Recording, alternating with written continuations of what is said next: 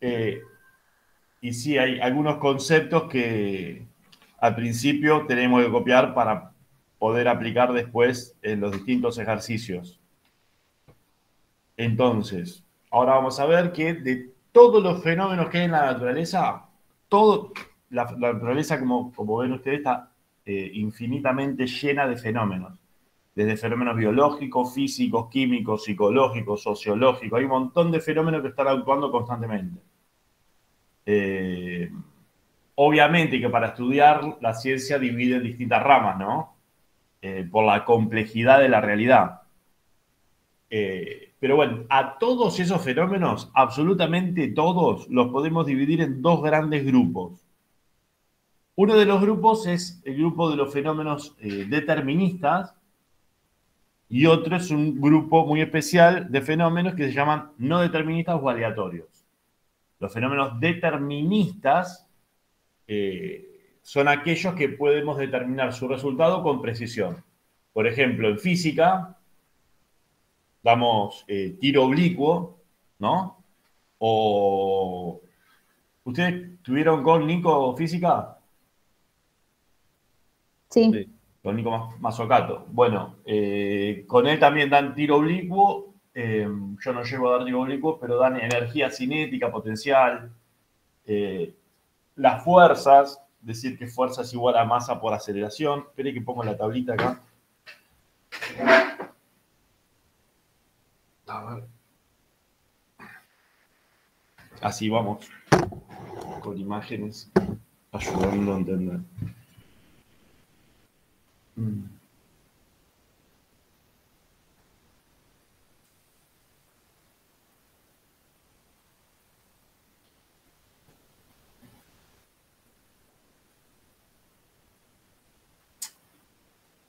Acá. Todavía no copien nada, yo les digo ahora.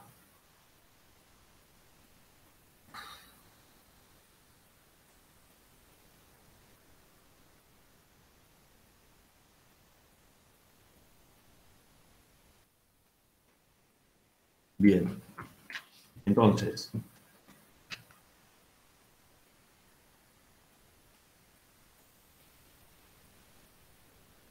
decíamos, de todos los fenómenos de la naturaleza, esto es increíble, ¿no? Que de a todos los fenómenos podamos dividirlos en dos grandes grupos. ¿Y por qué decimos esto? Porque lo que hacemos cuando estudiamos algo es hacer modelos matemáticos. ¿Sí? Ahora vamos a definir qué es un modelo matemático, etc. Entonces tenemos fenómenos deterministas y fenómenos aleatorios. Todo esto lo vamos a copiar después. ¿Sí? Los fenómenos deterministas, por ejemplo, tiro oblicuo. Si tenemos un cañón, ¿se acuerdan los de la época de Napoleón Bonaparte, San Martín? Esto sería un tiro oblicuo. ¿Por qué? Porque es un disparo que tiene cierto ángulo respecto al eje X. Cuando es dado este ángulo alfa, la cantidad de pólvora que me termina dando un vector velocidad acá, ¿sí? Esto va a ser siempre una parábola y puedo, con toda precisión, que así se hacía cuando se calculaba, puedo determinar dónde va a caer el proyectil, ¿no? La bola esta que disparan los cañones. Entonces, dado esto con una fórmula que es así, no, con X. X, esto es para la altura que después. Entonces, dependiendo de la posición, esta sería la posición final, este. Esto sería X. La posición final. X0 es la posición inicial, que sería esta que está acá. No, medio. La formulita de tiro oblicuo sería velocidad inicial, que es esta, velocidad cero, por el tiempo, más un medio de la gravedad por el tiempo al cuadrado. Con esta fórmula, que podemos ver que esta fórmula es una parábola, ¿no? Si la variable es el tiempo t, tengo x cuadrado, x lineal y el término independiente. ¿Se entiende lo que digo o hablo en chino?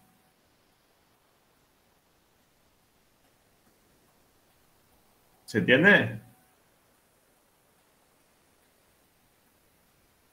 Sí, no. Sí, profe, se comprende. Bien, con esta fórmula, que no la vamos a ver, la muestro porque para que ustedes sepan que es una fórmula la de que determina la distancia que puede alcanzar la bola. Y lo podemos decir con una precisión enorme, ¿no? Así se calculaba para disparar también. También tienen una altura que puedo determinar exactamente qué altura máxima va a tener el proyectil en función del ángulo este alfa y de la velocidad, ¿no? Entonces, este tipo de fenómenos de tiro eólico es totalmente determinista. Puedo determinar dónde va a caer el proyectil y qué le va a pasar en cada instante al proyectil, en cada instante de la trayectoria. Es más, determino hasta la trayectoria misma, la forma que va a tener, que siempre va a ser una parábola. Tal es así la precisión con la que puedo determinar estas cosas, que si este es el planeta Tierra, ¿sí? América del Norte, América del Sur, Europa, África, etc. Y pongo el cañón acá y disparo, ¿sí? Voy haciendo distintas parábolas hasta que cuando paso los 8 metros por segundo, no me acuerdo si son 8 u 80, pero no importa. Sí, de 80 metros por segundo, que es la velocidad de escape, la bola empieza a caer, pero cae en el horizonte y lo que hace es entrar en órbita. Podemos determinar, con modelos matemáticos en forma determinista, cómo hacer para que esa bola o un satélite entre en órbita en el planeta y no terminan de caer nunca, está cayendo constantemente en el horizonte. Estas teorías hicieron posible descubrir cómo se creó la Luna, que es un satélite de la Tierra, que gira alrededor de la Tierra. Y también poner todos los sistemas que hay en el espacio, todos los satélites que hay en el espacio. Todo eso es totalmente determinista. Puedo determinarlo todo, los estados finales de un experimento, con extremada precisión. ¿Sí? Hay un montón de fenómenos deterministas que después los vamos a ver con un poquito más de detalle para que puedan distinguir un fenómeno determinista de un fenómeno aleatorio. Los fenómenos aleatorios, en cambio, ¿qué tienen? Tienen la característica de, ponemos el día de hoy, ¿eh? Hoy es 20. Mañana es el día de la primavera y yo tengo que estar aislado. Me doy cuenta recién. 20 del 09. ¿Sí? Sexto C. Los fenómenos deterministas, en cambio, tienen, en vez de tener un resultado posible, tienen un conjunto de resultados posibles y a cada elemento de ese conjunto de estados posibles le tengo que asignar una probabilidad de ocurrencia, o sea, cuán probable es que ocurra ese resultado. Un ejemplo de eso es lanzar un dado.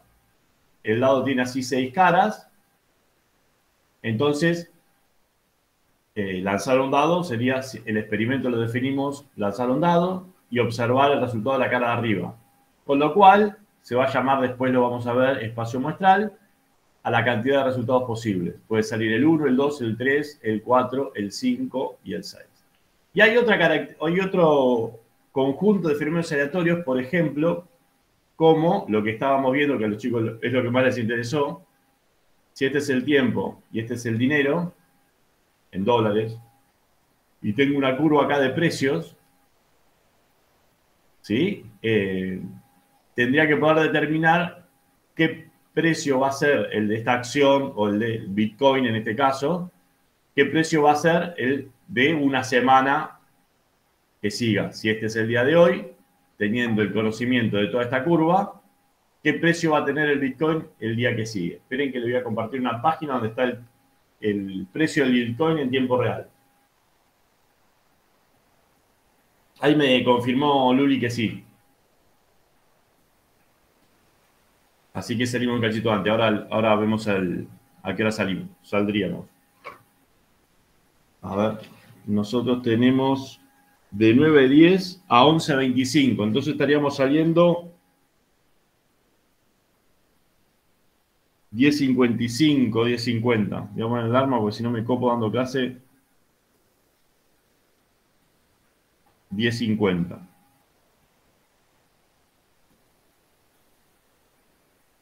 10:50 más o menos estaríamos terminando la clase. Igual la grabo y la subo.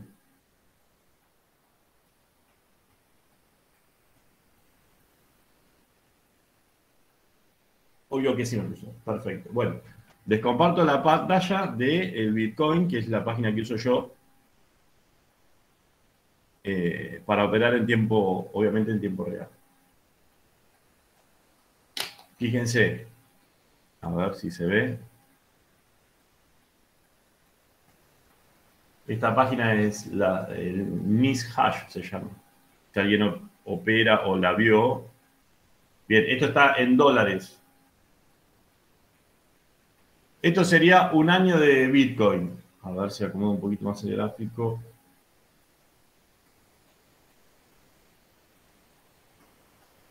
Un año en velas de 4 horas. Si esto se llama gráfico de vela, estos gráficos indican, si son rojos, o sea, cada gráfico es, supongamos, un día de operación. Creo que está en diario esto. Un gráfico sería un día de operación. Y bueno, tiene una apertura y un cierre, no voy a explicar acá el gráfico de velas, pero más o menos lo que ven, si lo ven rojo, significa que estuvo bajando el precio en el mismo mercado, ¿sí? El mercado es la cantidad de gente que está ofreciendo a determinado precio, en este caso el Bitcoin, y eso sería la oferta. Y la demanda sería al precio que quiere comprar. Cuando se ponen de acuerdo, se realizan las transacciones y eso es el mercado, ¿sí? Por definición, una definición básica y media vaga también, pero que sirve de lo que es el mercado, es donde confluyen las fuerzas de oferta y demanda. Cuando la oferta y la demanda se ponen de acuerdo en un precio y cantidad, se realizan todas las transacciones. Si no hay un acuerdo, o subirá o bajará el precio para que se puedan realizar las transacciones, ¿sí? Y si no, no se hacen transacciones. Eso se ve acá en los volúmenes. Estas rayitas que están acá son los volúmenes de venta. ¿Qué significa el volumen de venta? La cantidad de transacciones que se hicieron.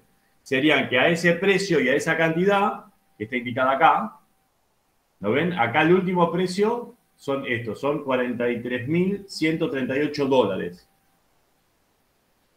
¿Sí? Este es el precio. Si no se entiende algo, díganme. ¿A qué precio, o sea, estos 43.256 dólares, a qué corresponden? Al precio este que está acá, que es del cierre de mercado del día anterior. Igual esto está en vivo, no sé qué día será esto. Justo tengo una mancha en el monitor. 20 de septiembre, ahora el mercado dice que el Bitcoin está a 43.256 dólares. Tiempo real.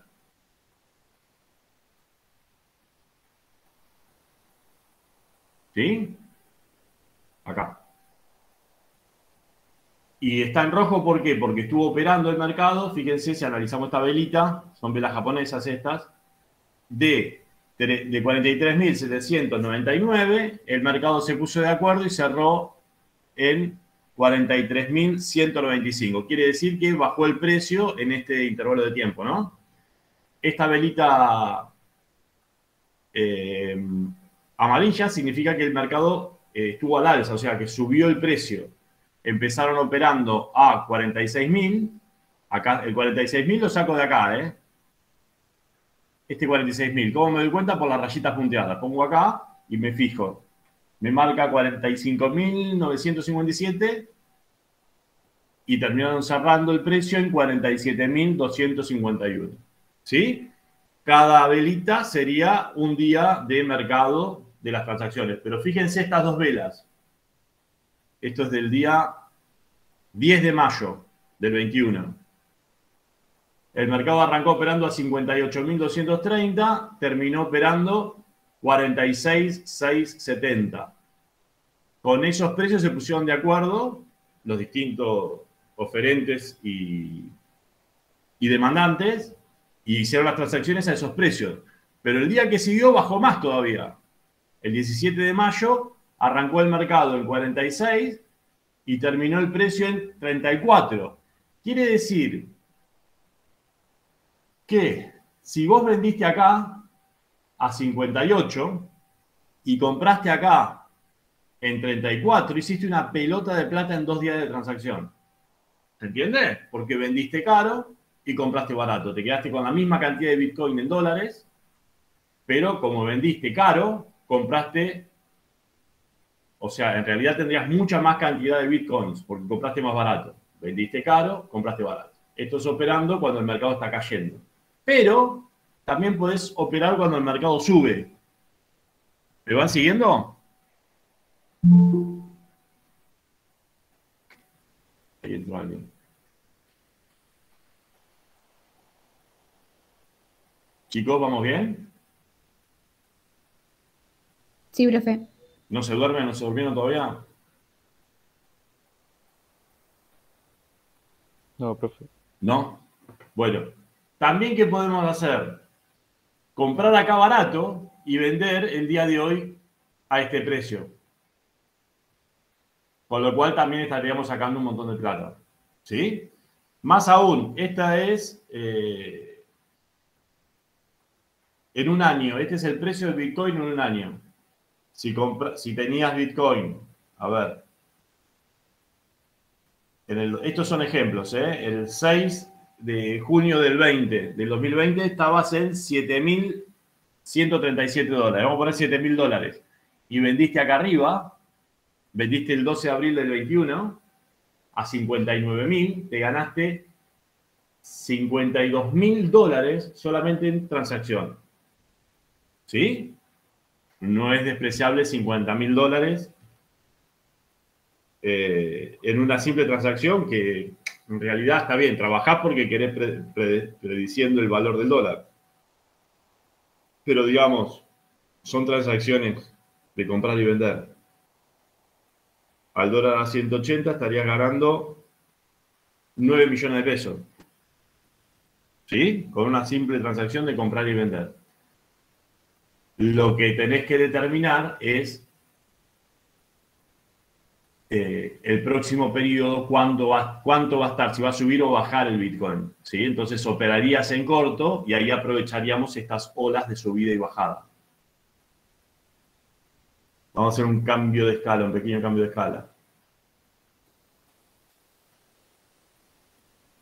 Acá las velas tienen 5 días.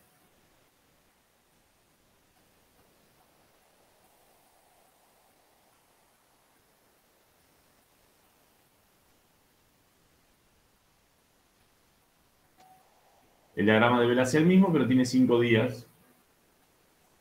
Oh, miren que se me...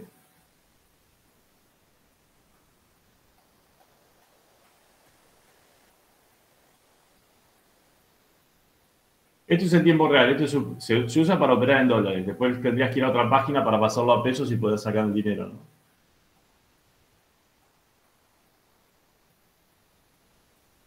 Ah, se me cerró el cosito de...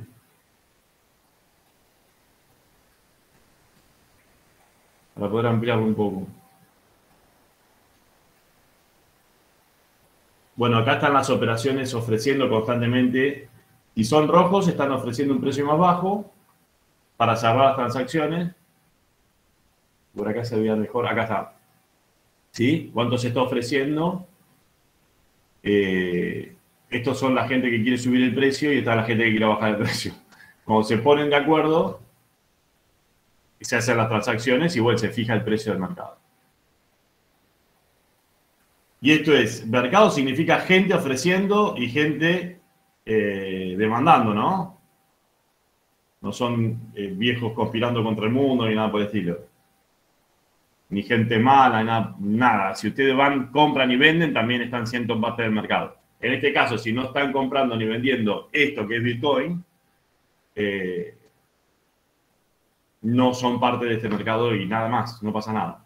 Fíjense en el tiempo, ahora está bajando, ¿no? Esto es 5 días, esto es semanal. En el tiempo, fíjense que está bajando el precio, pero si nosotros lo vemos, esto es semanal, pero si nosotros lo vemos, vamos agrandando la escala, la tendencia siempre es que está subiendo. Si nos fijamos, es como agarrar una lupa y mirar con lupa en detalle el diario de la curva. Fíjense que estuvo muy bajo, esto es el 5 de agosto, hizo todos estos ciclos, subió, llegó a un máximo el 7 de septiembre, acá corrigió el mercado con una brusca baja de valor, ahora está haciendo un desplazamiento horizontal, que se llama así, pero la tendencia en 5 años, en 5 años no, en un año también, lo ven que es alcista, totalmente alcista. Esta línea que ven acá azul, esta línea la puse yo y es un promedio ponderado que se llama. Es el promedio de todos los precios. ¿Estamos? Esto es todo en tiempo real. ¿Alguna duda respecto a eso? Por eso se usan esos gráficos y esos gráficos se usan para todo, ¿eh?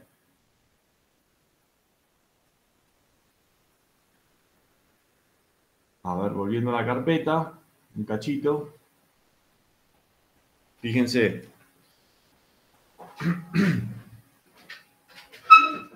Supongamos que tenemos esta curva. Pregunto. Si tengo esta curva de precios, de la variación de precios de cualquier producto, ¿no? Mercado es cualquier producto. Puede ser el pan, la harina, la zapatilla que tienen puesta ustedes, las cosas que demandan ustedes. Es un mercado, digamos. O sea, hay gente ofreciendo productos a cierta cantidad de productos a cierto precio y hay gente que está ofertando por cierta cantidad de producto a cierto precio. Ahí cuando se ponen de acuerdo, se realizan las transacciones, eso se llama mercado. El kiosco es mercado, ¿sí? Es más, la escuela también es parte del mercado. Hay demanda de chicos o padres que quieren que los chicos ingresen en la escuela y una oferta de escuelas y cierta calidad de educación que satisfacen esa demanda. A cierto precio, ¿no? Bueno, y esto sería el tiempo. ¿Estamos? Bueno, pregunta para ustedes.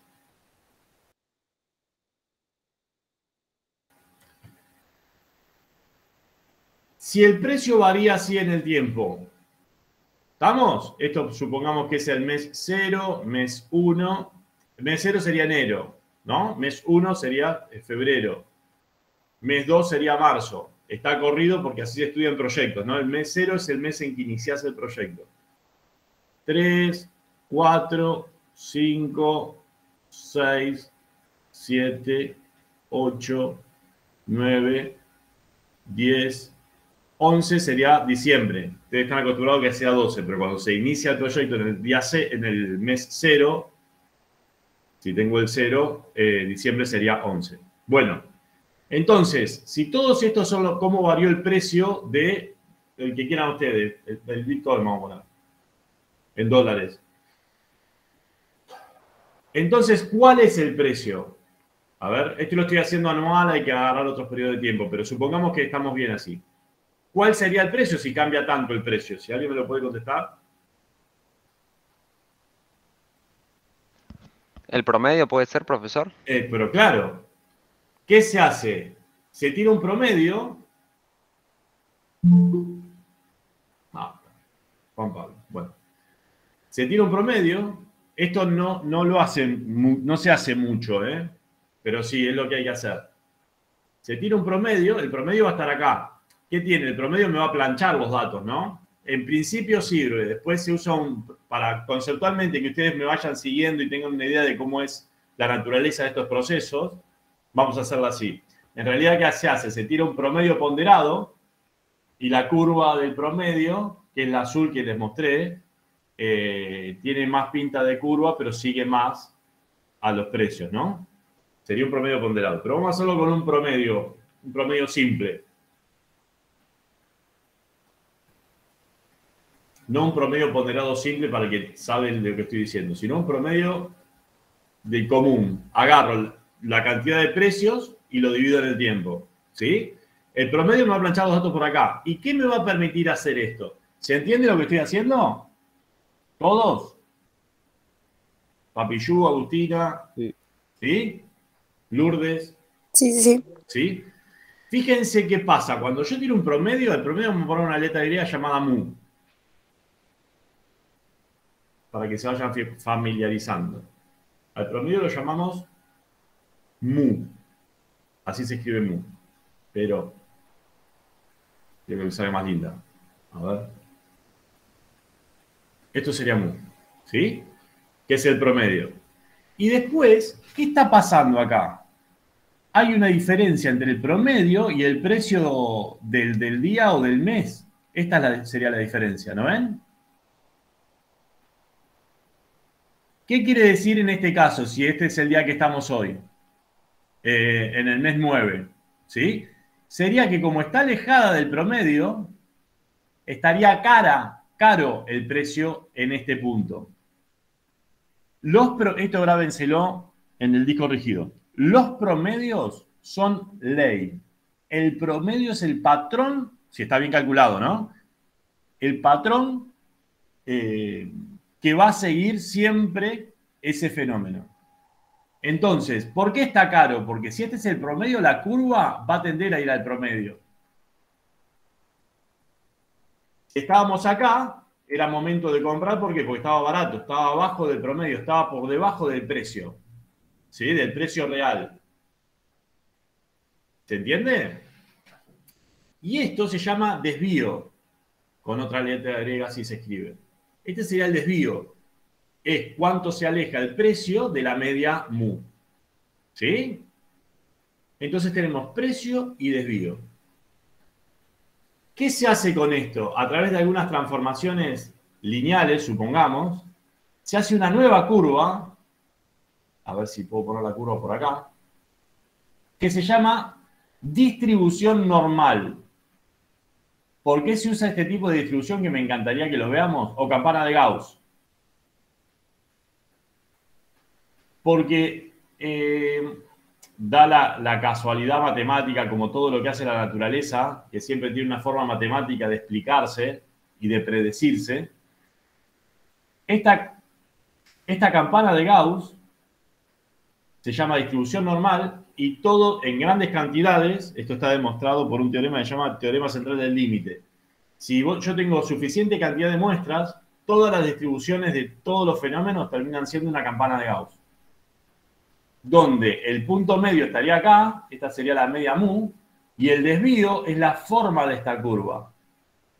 Entonces, en vez de tener la distancia así, ahora tengo esto más estandarizado y este sería el desvío, de acá hasta acá. Si el desvío es muy grande, significa que la volatilidad, o sea, el riesgo que tiene invertir en este tipo de acciones, es muy grande. ¿Sí?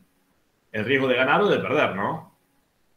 Lo bueno que tiene el Bitcoin, como tiene una tendencia alcista así, que puedo perder en el corto plazo, pero si yo dejo ese dinero, en el largo plazo siempre lo voy a recuperar y voy a ganar un poquito más. El tema es cuándo compro y cuándo vendo. Si yo siempre compro caro y vendo barato, en algún momento me voy a quedar sin dinero, pero por salame.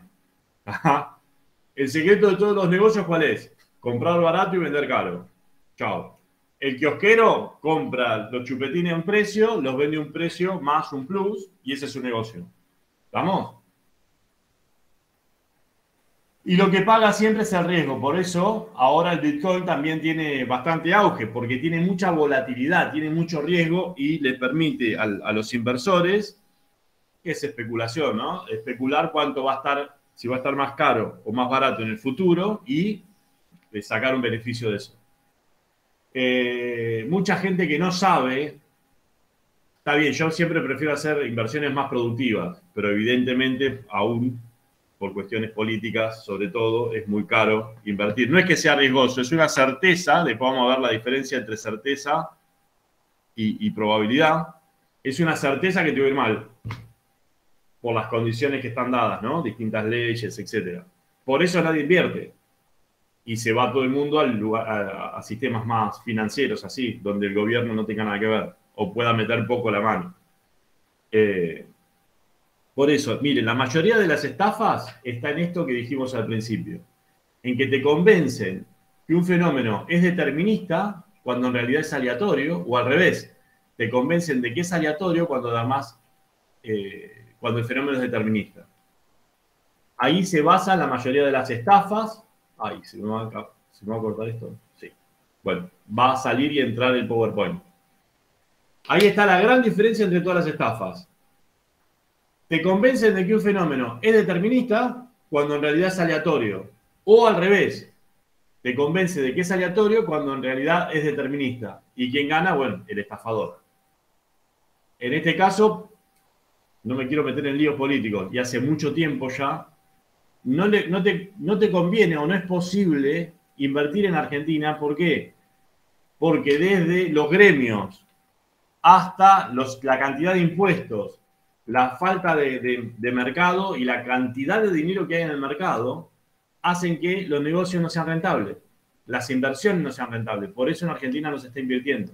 Y toda la gente que quiere invertir se va a este tipo de negocios.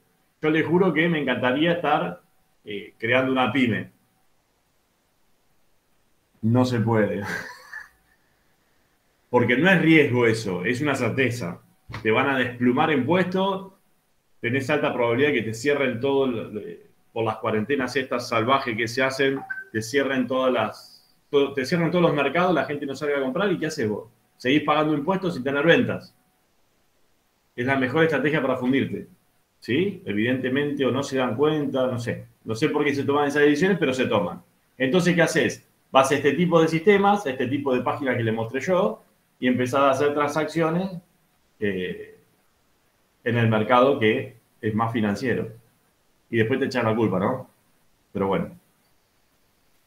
¿Se entiende entonces cómo funciona esto? Esto termina siendo una distribución normal, fíjense. Ya hablamos cuando hablamos de distribución normal, estamos hablando de modelos matemáticos. Fíjense, supongamos que tenemos así y así. Esta es la media del... Profe, no estamos viendo. Tipo, se me cerró y ahí volvió a abrir el PowerPoint. A ver si comparte. Ahí sí. Bien. Entonces, esta sería la media. Esta sería, que esto lo vamos a ver más adelante, pero o sea, esta es la forma de leer todos los fenómenos. Cuando se hace un censo de población, te van a hablar de una media y de un desvío. ¿Voy muy rápido o se entiende? ¿Vamos bien? Sí, sí. Fíjense, esta sería la campana de Gauss. Supongamos que están en medios más simétricas, ¿no? A ver si me sale. Con tiza me sale mejor. Maldición.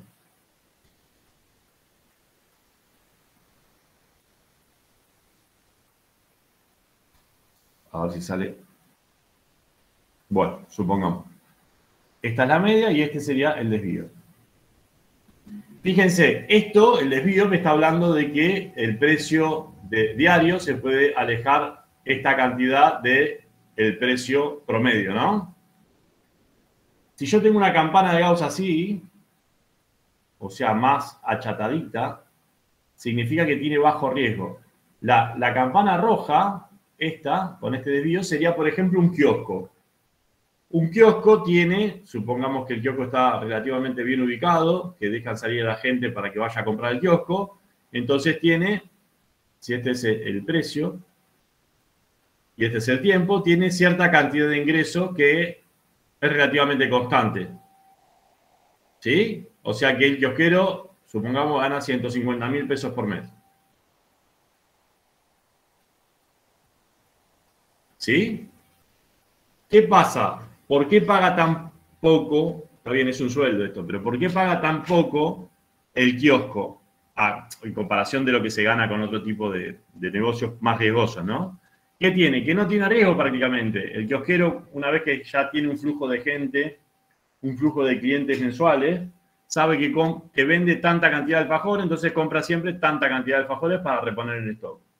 ¿Sí? Sin meter la inflación en el medio, nada por el estilo, en cosas normales, en estados normales del país o de cualquier país. Compra cierta cantidad de mercadería, revende esa mercadería con un plus, con cierto margen para poder pagar costos fijos, costos variables, quedarse con unos mangos él para vivir. Y bueno, compra cierta cantidad de mercadería y sabe que vende esa cantidad de mercadería. Obviamente que hay una cantidad que es de descarte, que terminan siendo las promociones, un mal uso de promociones, que es que compró ciertos productos que al final no se vendieron, entonces los ponen más baratos para sacárselo de encima y pagar el costo, digamos. Pero bueno, son pequeñas cositas, muy pequeñas cositas. Entonces, ¿qué queremos decir con esto? Que cuando la campana tiene más panza, es más panzona, fíjense si tenemos un negocio que tiene esta campana de Gauss, o sea que el precio diario se aleja mucho del precio promedio, eso se llama desvío, es mucho más riesgoso, pero también es mucho más rentable, yéndome a un extremo de ilegalidad. Por eso el negocio de las drogas es tan rentable, porque el riesgo es extremadamente alto, aparte es ilegal, con lo cual tenés más riesgo todavía. ¿Se entiende? Está bien, el promedio de vida son 25 o 30 años, no le recomiendo a nadie meterse en ese tipo de negocios. Hay un montón de negocios que tienen riesgo, como por ejemplo las criptomonedas o el mercado bursátil, tienen riesgo como para poder tener también ingresos. El tema es que vos bajás el riesgo si sabés lo que estás haciendo. Si conocés la curva, sabés leerla, sabés calcular. ¿Sí? Pero lo que paga en todos los negocios es el riesgo. Bien. O sea, este negocio azul sería el que más rentabilidad puede tener, pero también lo que más podés perder. ¿Sí? Cuanto más gorda es la campana de Gauss, más cantidad de riesgo hay y en el caso de los negocios es más rentable. Esto sería como la dispersión de los datos. Bueno, eso es una pequeña introducción de cómo son los fenómenos aleatorios. Después vamos a ver en casos sencillos, por ejemplo, el lanzamiento de dados y demás, cómo encontrar los patrones, esto que estamos hablando. ¿Por qué? Cuando hacemos los promedios ponderados o los promedios, ¿qué estamos buscando? Patrones de comportamiento del fenómeno. ¿Sí? ¿Y qué es el patrón? Un patrón es algo que se repite con cierta periodicidad. Si vos conocés el patrón siempre y jugás con ese patrón, siempre tenés las estadísticas a tu favor. Por eso, existen las leyes, primero, existe la verdad absoluta, existen las leyes naturales y esas leyes naturales se cumplan siempre. Si vos pones esas leyes naturales en contra tuya, te destruyen y ni te preguntan. Pero te puedo dar desde fenómenos tangibles como la última represa brasilera que se cayó. ¿Por qué? Porque no calcularon bien o no lo tuvieron en cuenta. Está el litigio, eso está en juicio. Supuestamente no tuvieron en cuenta el caudal de agua que tenían esos ríos para hacer los diques. En el caso de Brasil, creo que había ya una infraestructura de 3.000 millones, chicos, 3.000 millones de dólares. Infraestructura, 3.000 millones de dólares, ya invertidos. O sea que el tabique estaba hecho todo. Empezó el agua a acumularse y como calcularon mal el caudal del agua, el agua se llevó puesto los 30.000 millones, los 3.000 millones de dólares, de los verdes, esos que valen de verdad, se lo llevó puesto, bueno, y hubo inundaciones en ciudades y demás, aguas abajo, ¿no? Y lo mismo pasó en Colombia. Creo que el de Colombia es del año pasado. Creo que en Colombia había ya invertido, o sea, puesto en la tierra, que ahora todo es chatarra, 5.000 millones por ignorar las leyes naturales, por no hacer bien los cálculos, no hacer bien los estudios de la naturaleza del fenómeno. También se barrió todo y se llevó puesto todo.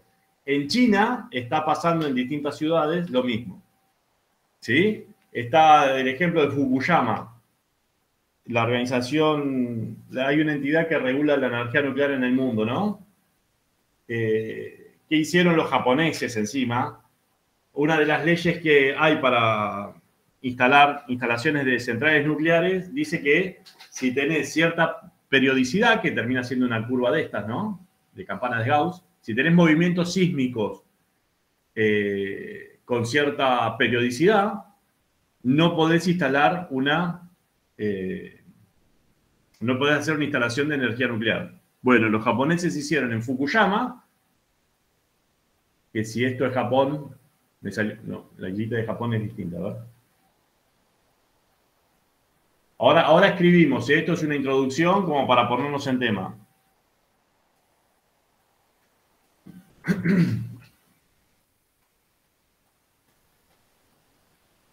Japón es medio así, Japón.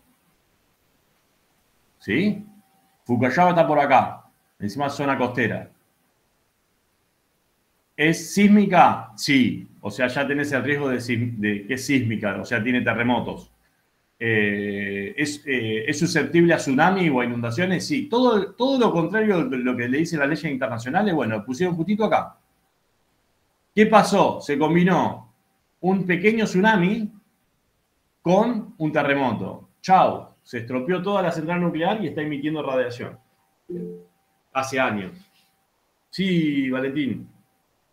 Pero, profe, o sea, la lógica no aplicaba y para ellos, porque era obvio, o sea, haciendo los cálculos te das cuenta que un desastre así puede pasar. Sí. Solo veían plata y no veían tipo seguridad de la No gente o sé, lógica. mira, todo lo que es energía nuclear está bajo un halo de misterio. Voy a poner pausa. Voy a contestarte esta pregunta, pero voy a poner pausa porque no me importa nada. Bueno, ¿por qué está en un halo de misterio? Ustedes piensen que, bueno, ya que hacer la pregunta, te la contesto bien como te la tengo que contestar. Ustedes piensen esto. En estadística también se miente muchísimo, ¿eh? Pero no quiere decir que la herramienta no sirva, sino que manipulan los datos. Yo en la tecnológica, ¿qué hacía? Entregaba una fotocopia. Igual hay economistas que dicen que esto no se hace, pero son economistas exquisitos, a los cuales respeto, pero a mí los datos me servían, así que los usaba. Para lo que hacen ellos no les sirve, pero para un montón de otras cosas sí sirve. ¿Y qué hacía yo? Les daba impreso a los pibes en marzo, abril, toda la proyección del valor del dólar en el año. Y como se lo daba impreso, no lo puedo cambiar, ¿entendés? Entonces yo tenía eso en la carpeta, a medida que íbamos avanzando en la materia, ellos iban entendiendo cómo se calculaban estos valores, que tampoco es una locura, se puede calcular.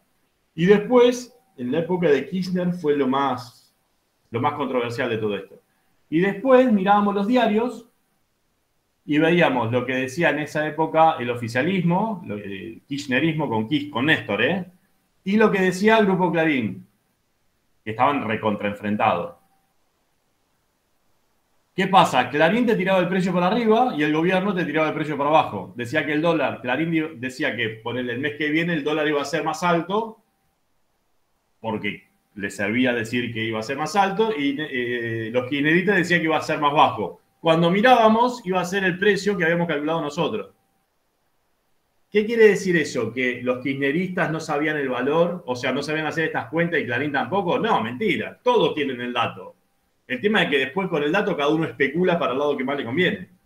Y todos usan la misma herramienta. ¿Se entiende? Bueno, vamos a Fukushima. Para contestarte bien la pregunta, fíjate, parece una locura lo que te voy a decir o que me voy del tema, pero cuando cierro el tema te vas a dar cuenta que creo que es la mejor respuesta que voy a recibir. Cuando uno come plato de fideo, ¿sí? Entre el 80, supongamos vamos a un restaurante y, y compramos un plato de fideo. Estamos con alguien haciendo una velada romántica para ponerle un poquito más de emoción y pedimos un plato de fideo. No sé si es muy romántico comer fideo, pero se entiende la idea. Compramos un plato de fideo. Valentín, preguntaste vos, ¿no? Sí, Bueno, entonces, compramos un plato de fideo.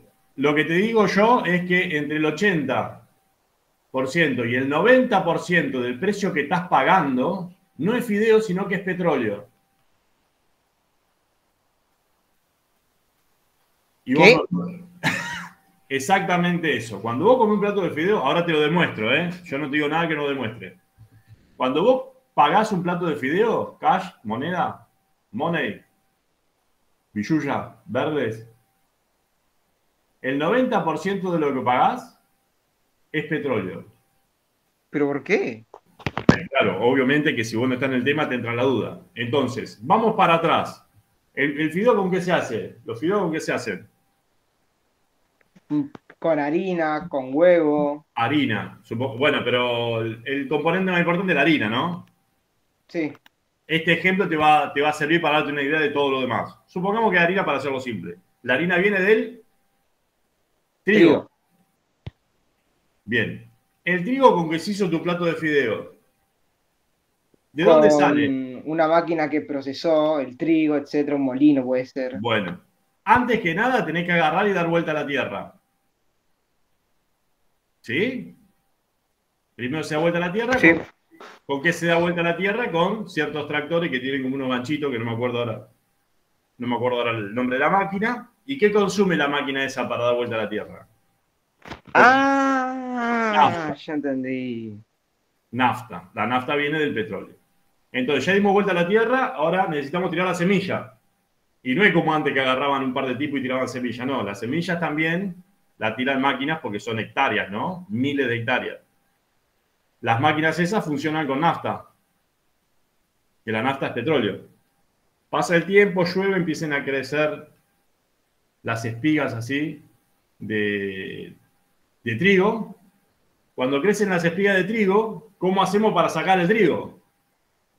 Máquinas que consumen nafta, ya te sacan el trigo, la máquina pasa por acá, no sé si las vieron alguna vez.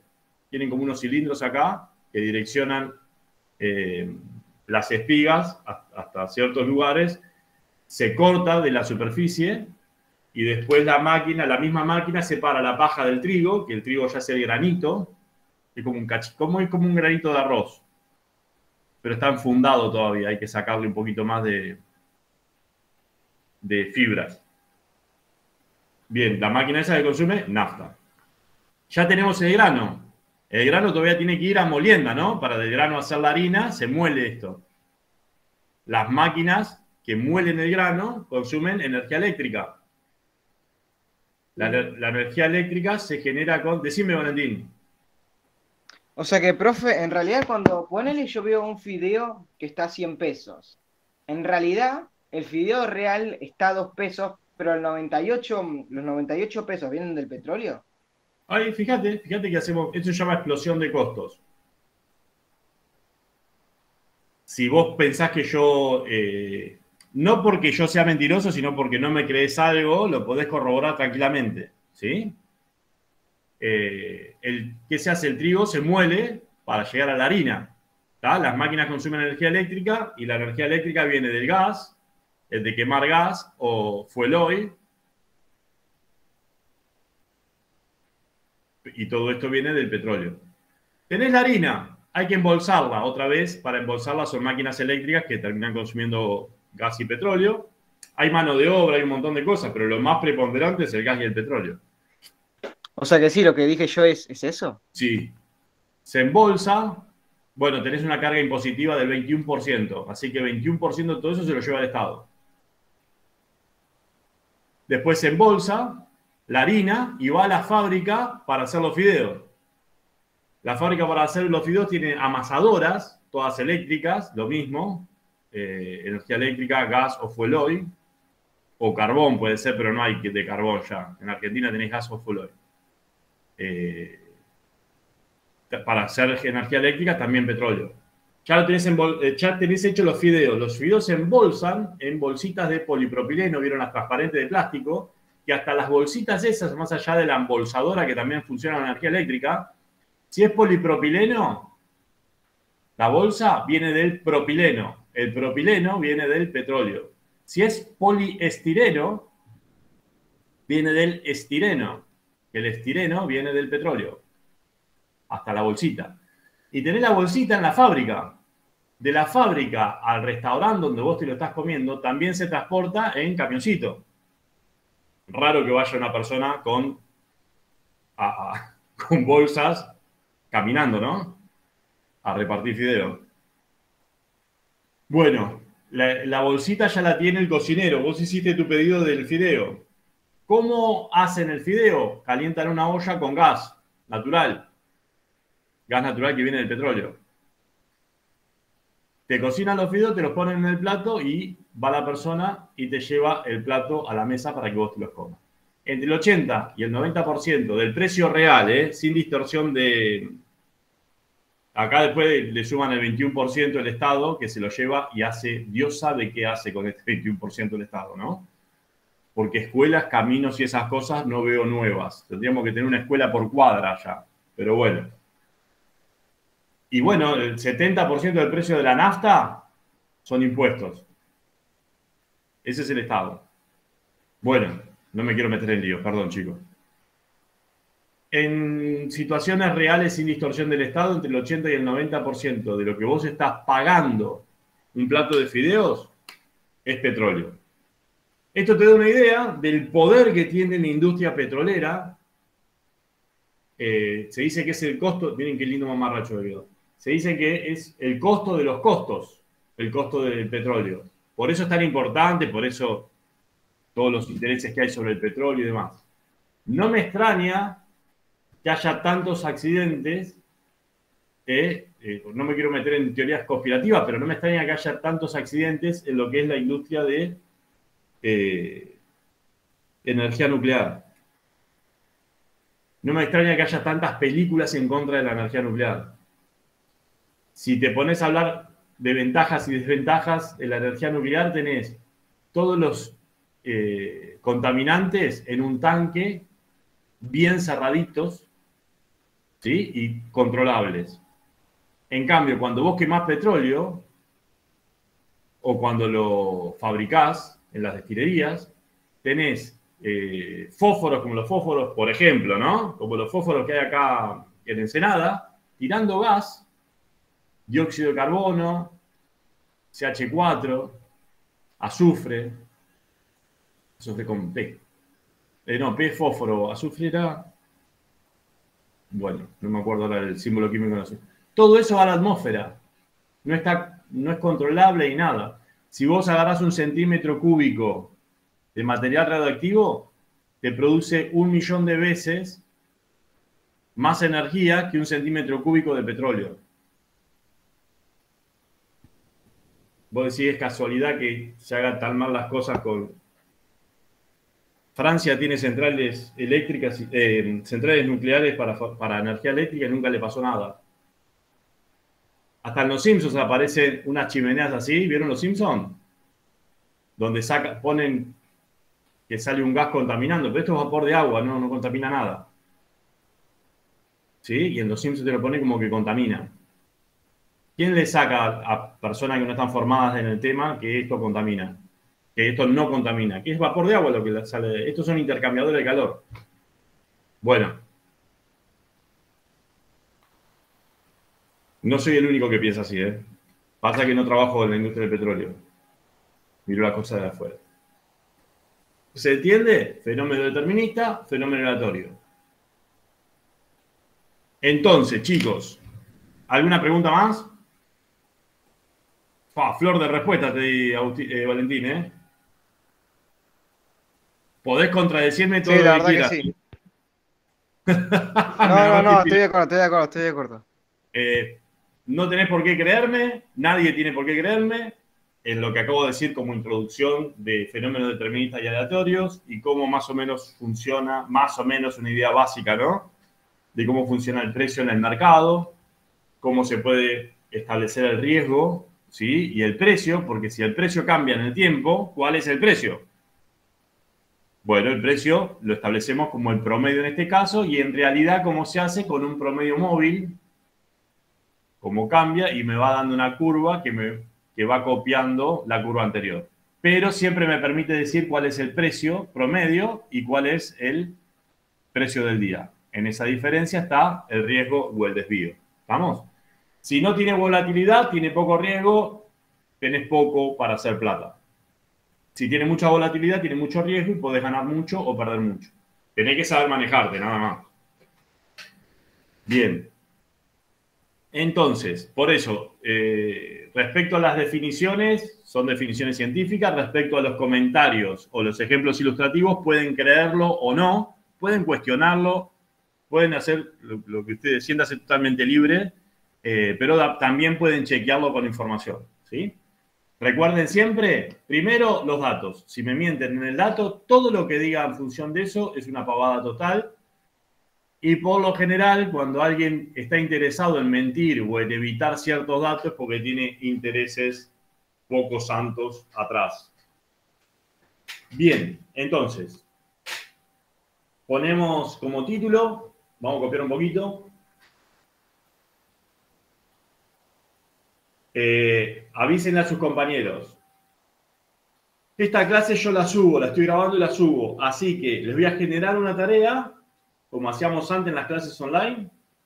Les genero una tarea, ustedes copian la carpeta y me suben la carpeta de este día en particular. ¿Sí? Todo esto igual lo vamos a aplicar en clase. Lo vamos a aplicar cuando volvamos y vamos a hacer un examen más cerca de fin de año. Entonces, ponemos el día de hoy que dijimos que era 20. 20 del 9. Mañana es primavera, qué lindo. ¿Qué edad tienen, chicos, ustedes? ¿18, 19? 17 yo. 17 y 18. Bueno, disfruten el día de la primavera. 18 años sin primavera. ¿Qué más pueden pedir? Y con salud. ¿Qué más pueden pedir, Bueno, probabilidad, pero de título ponemos probabilidad estadística.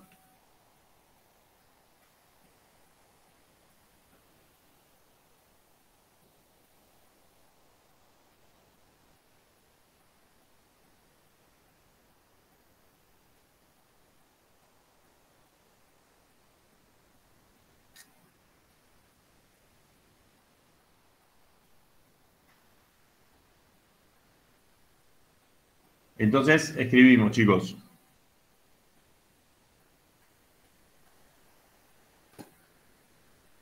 De todos, vayan diciéndome porque esta parte se las dicto. Los fenómenos de la naturaleza, perdón, a todos, esperen que escribo así. A todos los fenómenos de la naturaleza, a ver si puedo escribir.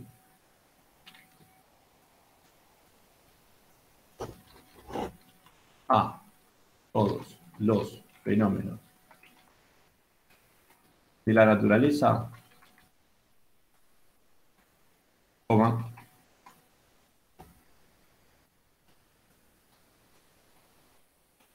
los podemos dividir en dos grandes grupos.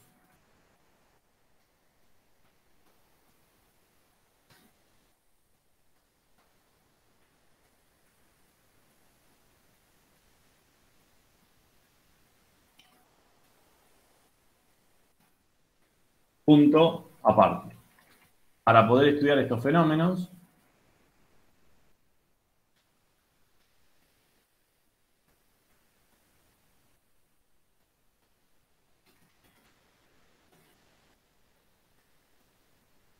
usamos modelos matemáticos.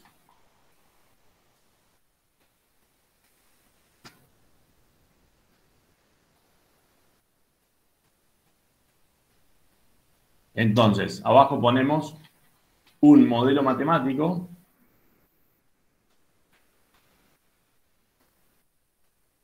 es una abstracción simplificada, esto lo había dicho en clase,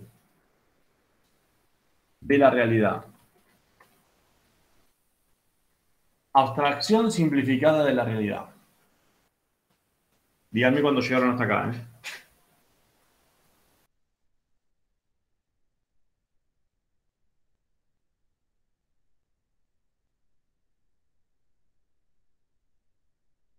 Esto es a lo que le sacan foto y me lo suben como tarea, ¿no?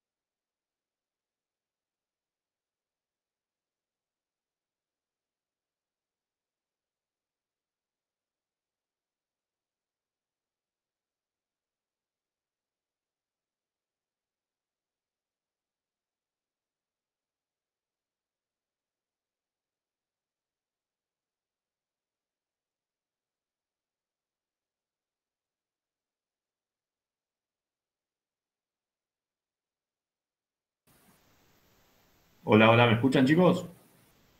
Sí, sí.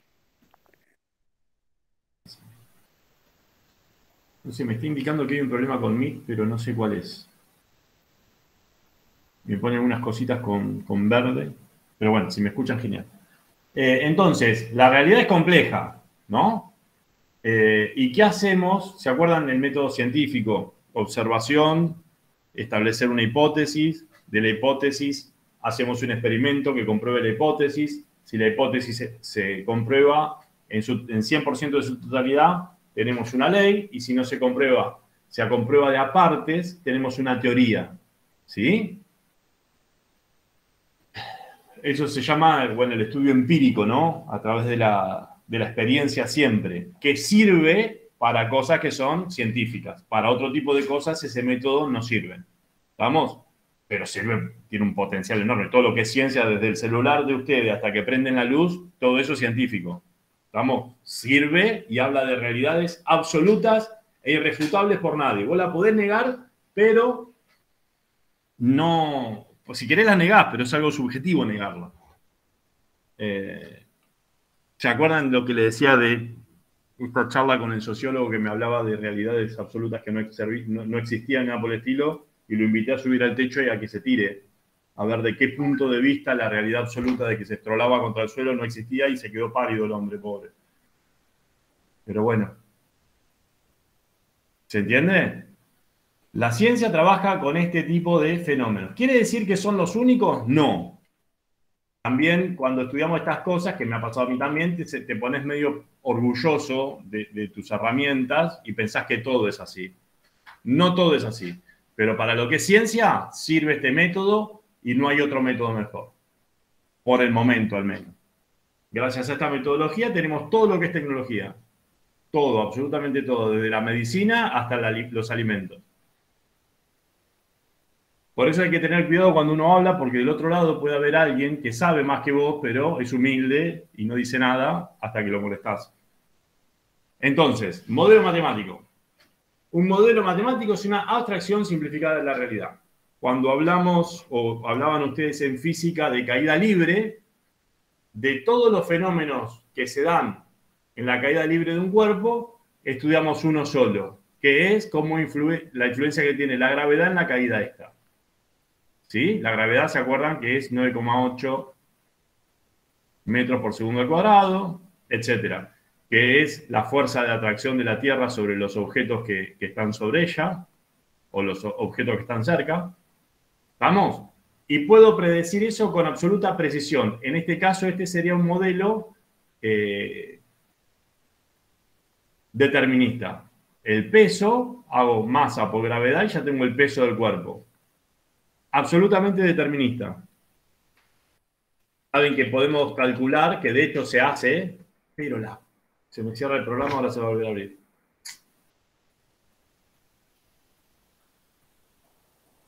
Ay, ay, ay. Se puede calcular, podríamos calcular de manera muy simple el peso de cualquiera de ustedes en Marte, por ejemplo. Sabiendo qué masa tienen, multiplicamos por la gravedad de Marte y da. Da, y no da por casualidad, ni es un misterio nada por el estilo, se comprueba, se demuestra.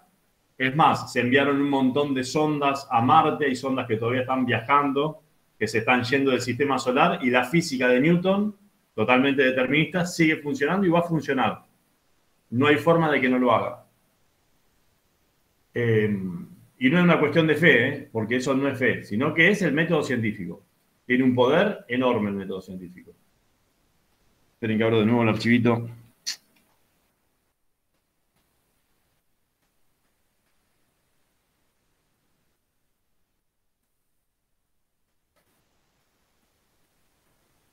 A ver.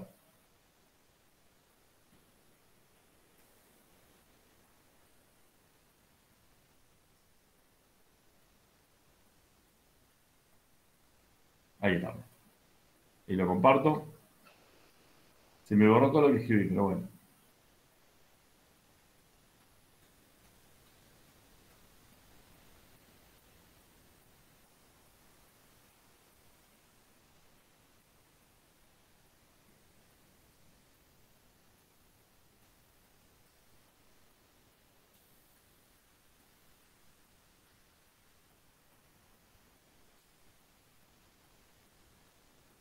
Entonces,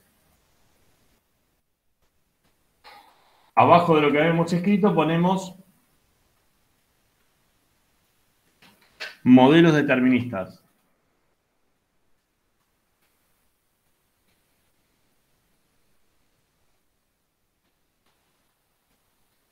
Y los vamos a definir. Estudia los fenómenos que son perfectamente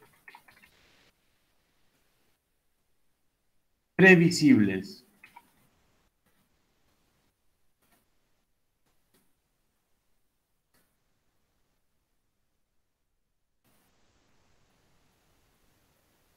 ¿Van copiando, chicos?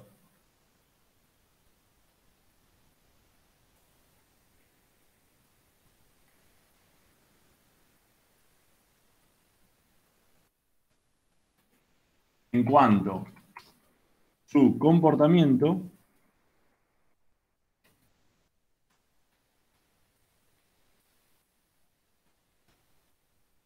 de tal forma que, conocidas las condiciones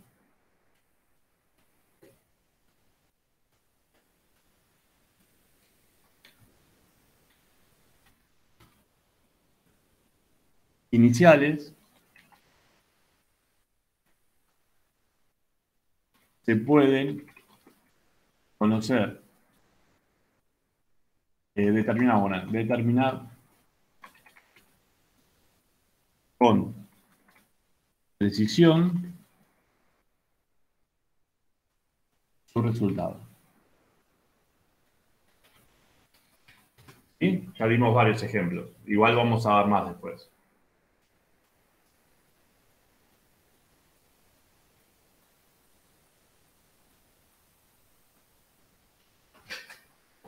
A ver si encuentro acá estos ejemplos.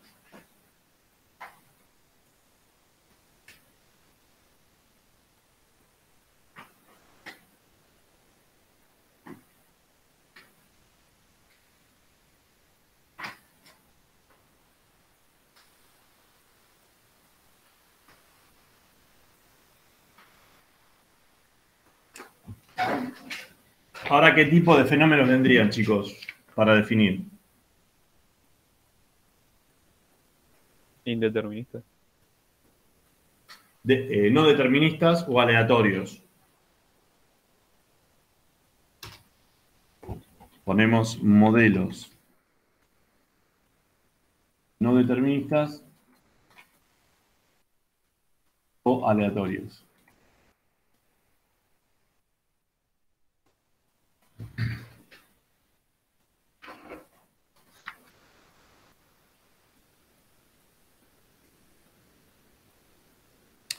Y ponemos en el modelo o en los modelos aleatorios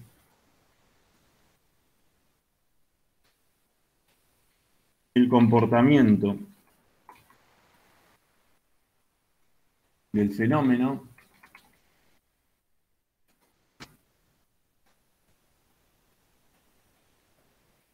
o el resultado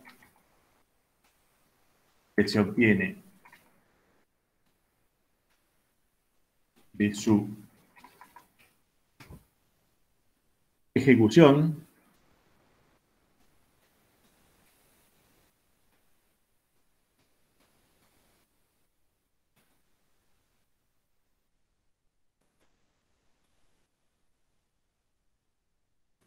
genera un conjunto de resultados posibles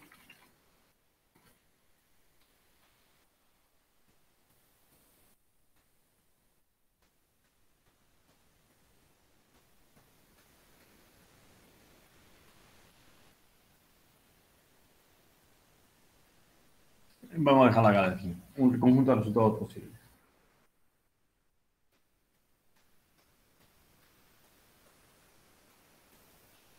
Ahora con algunos ejemplos se va a entender. Esperen que guardo porque después se me cierra el programa y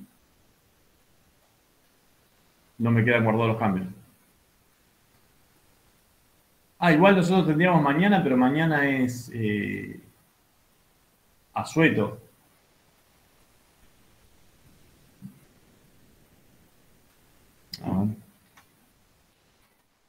Sí.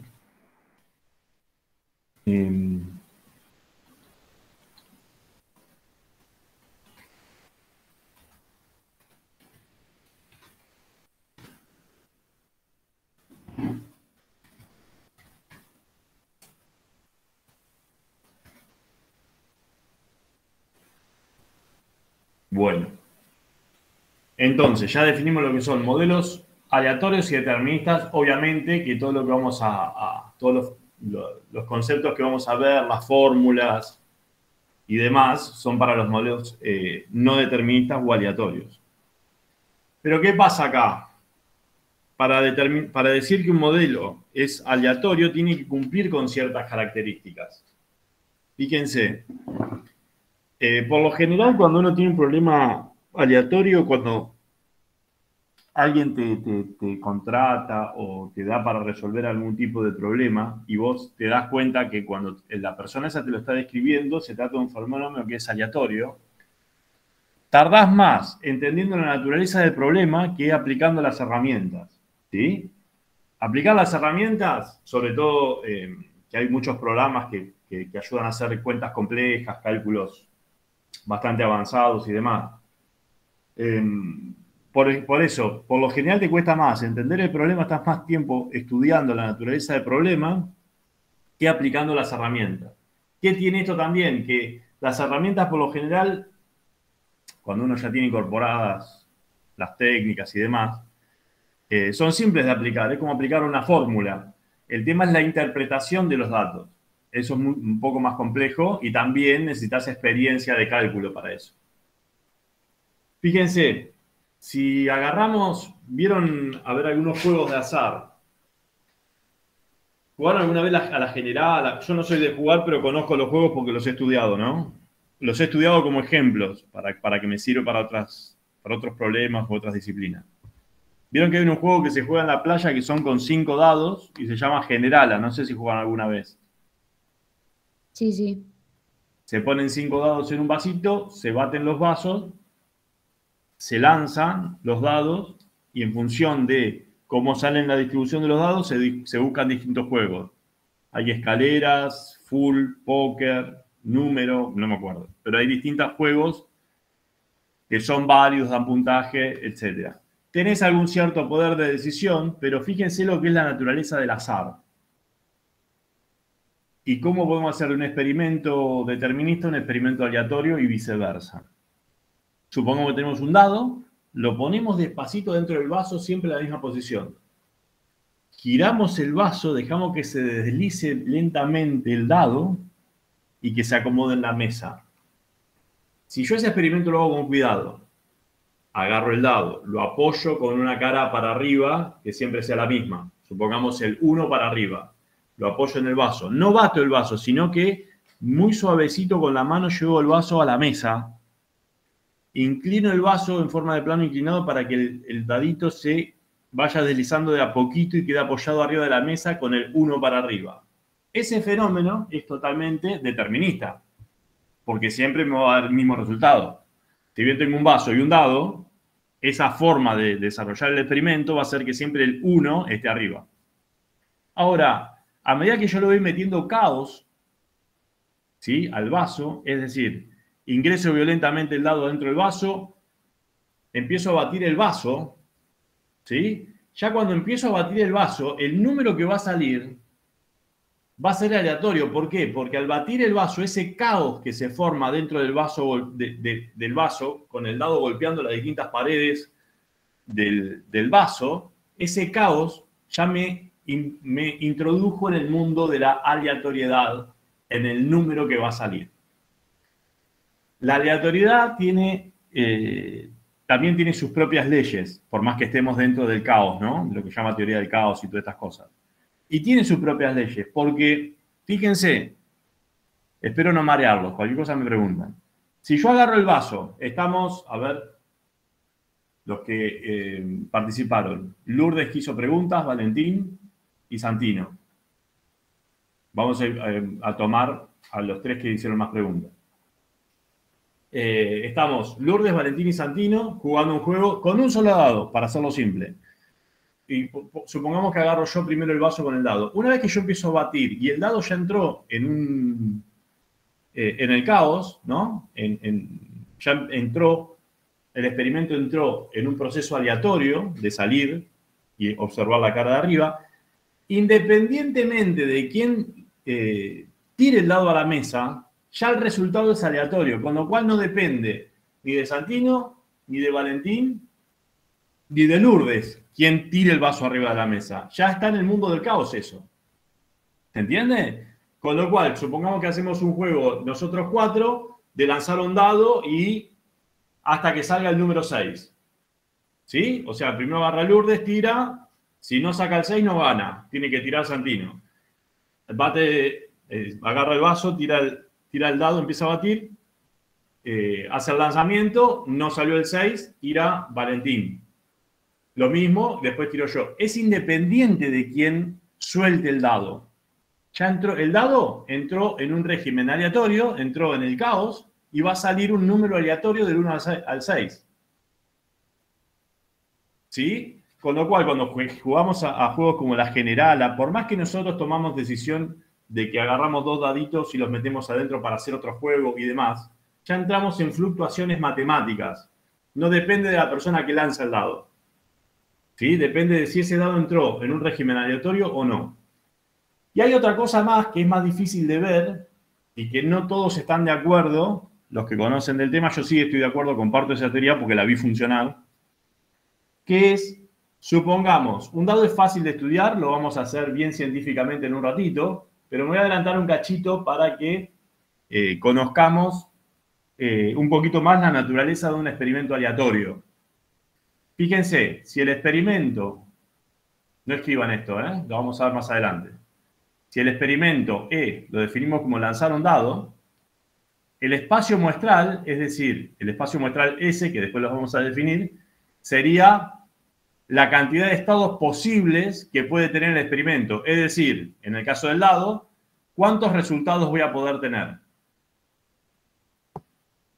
Si el experimento es lanzar un dado y observar la cara de arriba, ¿qué resultados posibles va a tener ese experimento?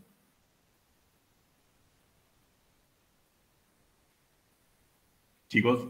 Y puede salir cualquier número del 1 al 6, ¿o no? Eso. Entonces el espacio muestral puede ser el 1, el 2, el 3, el 4, el 5 o el 6. Ese es el espacio muestral. ¿Estamos? Y si el dado no está cargado, es decir, que es un cubo perfecto y cada esquina está limada con una curva que es igual en las 8 aristas, vieron que el dado es un cubo.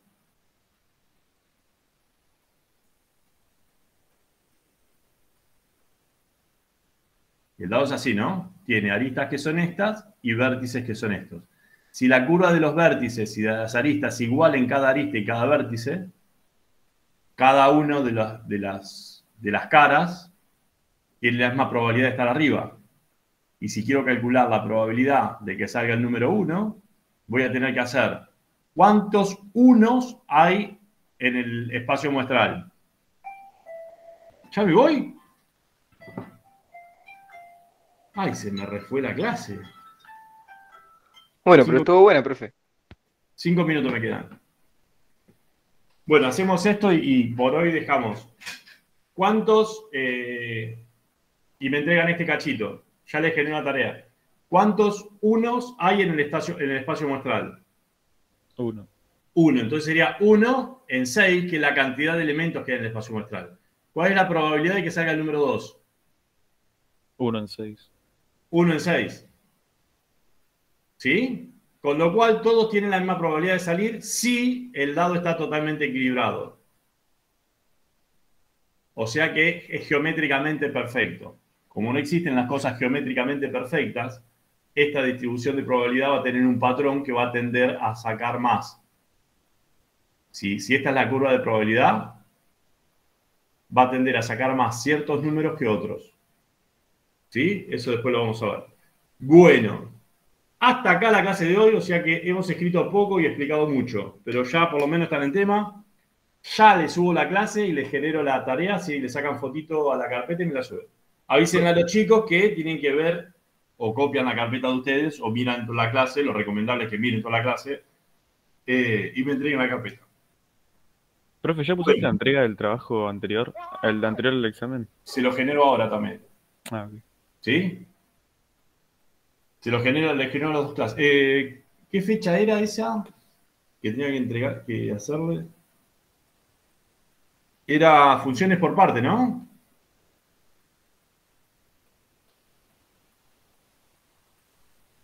El trabajo práctico que hemos hecho y asíntotas. Sí, Del del 9. 7. Y asíntotas. Y era del 7 del 9. ¿No? Sí.